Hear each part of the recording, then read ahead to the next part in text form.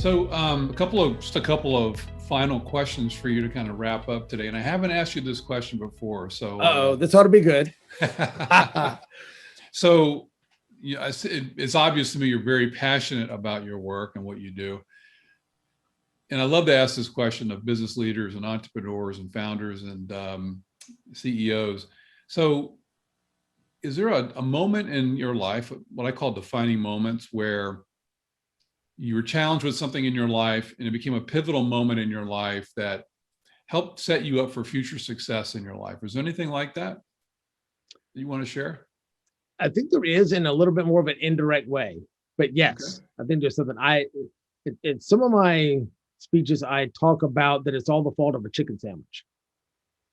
And people, of course, I'll show a picture of a chicken sandwich on there and they're looking at me like I have literally lost my mind. And I'm not disputing that. I may have, right? So I'm not disputing their expert clinical analysis, right? I may have absolutely lost my mind, but I jokingly blame it on a chicken sandwich, because when I first started working, and I think it came into play years later when I really didn't realize it, but I think this was one of the kind of pivotal areas. It was, I started, beyond cutting grass and doing odd jobs, my first real job, went down to the city and got a work permit before I was 16 to go work at Chick-fil-A in the mall. And same thing, dating myself from the 80s, this was way before the cows and everything was brown and they were only in the malls, right? So, so with that, it was fast food. It was in the mall at Christmas. I mean, you're busier than what trying to do. So it's not like it's great work with great money and, whatever, but it's what I liked about it was the fact that the guy who owned it,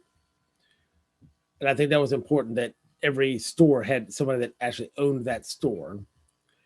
I like the fact that he built a culture there that was really second to none. And I was too dumb to realize it at the time. I just thought, if you're somewhere for 3 years and you're 18 years old, that's a pretty significant, by that time, that's a significant percentage of your life, even though you and I look now like 3 years is nothing. But at the time, that was a pretty large percentage-wise chunk of your born days on this earth.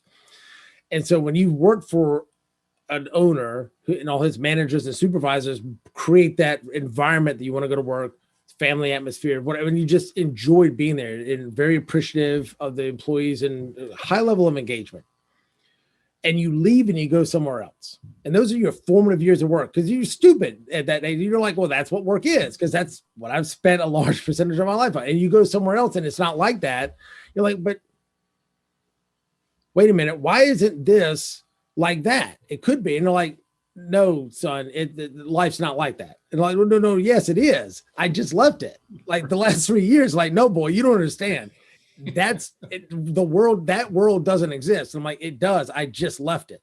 And so I think that cognitive dissonance between, I know what it could be, and nowhere is perfect, right?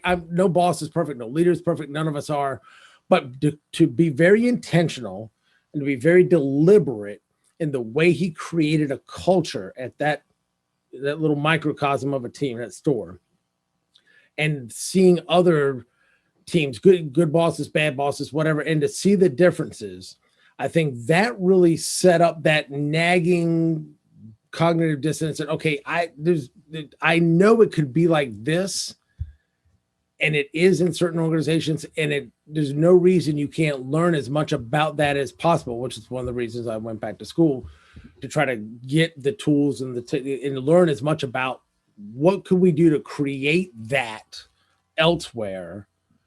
Because you see the productivity, you see the profits, you see the efficiencies, you see the engagement that comes from it. And you see all the research now talking about, very high correlation between, high levels of employee engagement and productivity, and reduced turnover and stuff like that. And that's real bottom line dollars for an organization.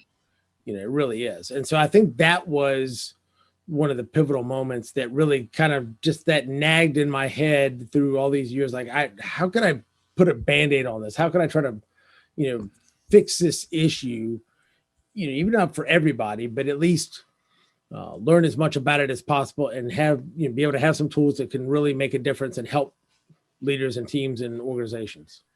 That's a great example, the Chick-fil-A example of how to handle customer service and how to handle your employees and deal with your employees. And and their mission. And it's really a great example. There's other examples too out there, but that's a great one, Chick-fil-A. And thank you for sharing. I really appreciate that.